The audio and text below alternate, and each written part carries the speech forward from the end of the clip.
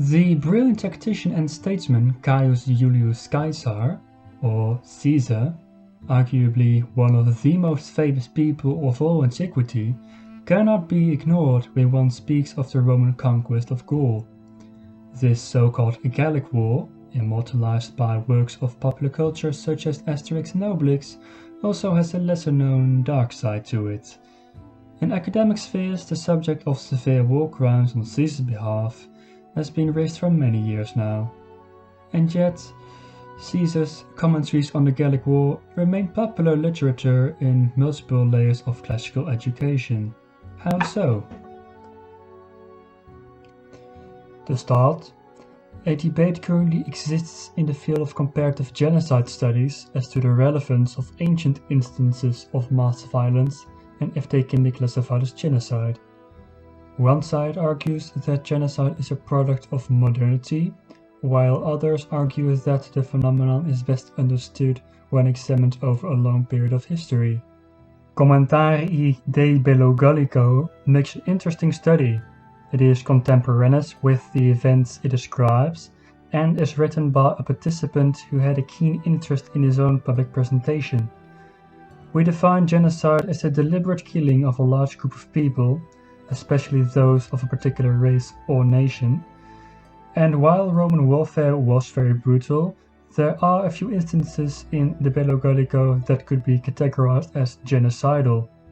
Particularly the planned massacre and eradication of the Eburones for their support for Ambiorix could be described as such.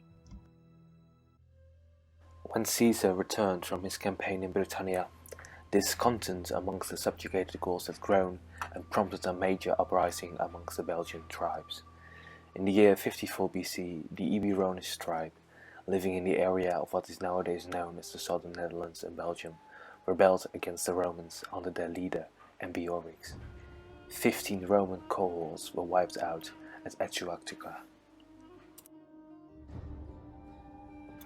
Ambiorix then besieged the Roman garrison in the territory of the Nervi, and a general revolt in the region broke out.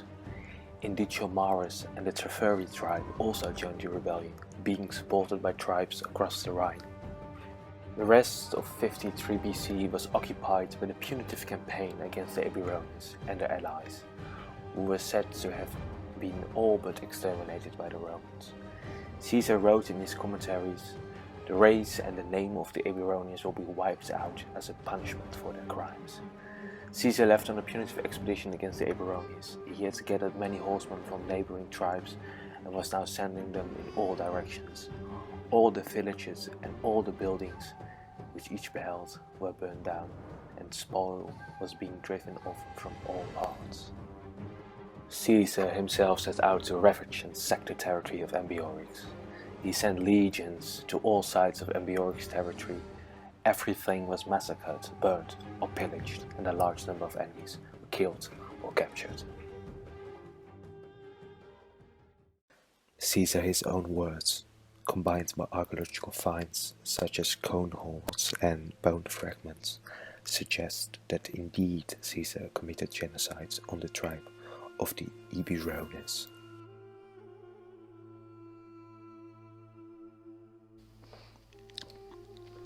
So, why do we still read Caesar?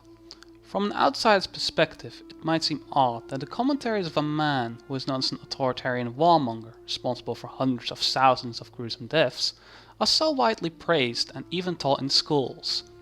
In a way, that could be compared in an inappropriateness to reading Hitler's autobiography, Mein Kampf. Well, there is in fact a solid explanation for this situation. Caesar's concise, lucid prose and elegant style are challenging but not overwhelming.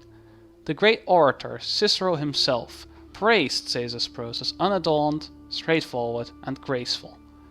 Literary scholar J.W. Mackail wrote of Caesar, "He used the Latin language with a purity and distinction that no one else could equal."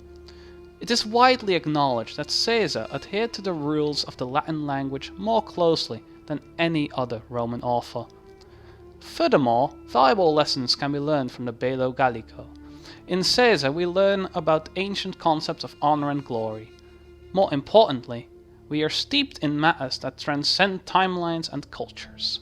The Bello Gallico provides a profound study of loyalty to comrades, decision-making and bravery under duress, man's burning desire for freedom and valorous defense of family and homeland. Also, it provides a wealth of knowledge about European geography and an important period of Roman history and politics. The great classical historian Theodor Mommsen commented, "The noble work deserves all the labour that can be spent upon it. The enormous difference between these commentari and everything else that is called Roman history cannot be adequately realized." These are all reasons for why the commentari are so well regarded to the point they are used in the final exams for Latin courses. Its importance is so great that everyone with serious interest in Latin has to know the work in order to proceed.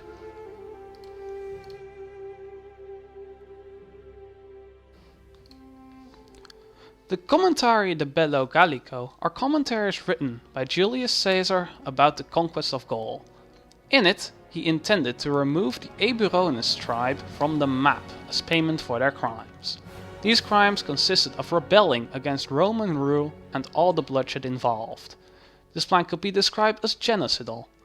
Despite this, the commentari are still held in high esteem within the scholarly world. This is because of the following reasons. His writing adheres to a very high standard of technical quality. The virtues described in the commentary are timeless, and the text gives a great amount of information about contemporary Roman history and politics, as well as knowledge about the geography of Gaul in that era. To conclude, genocide is extant in Caesar's work. However, this dark side is overshadowed by the many positive things about the commentary, hence its continued importance in education and scholarly thought.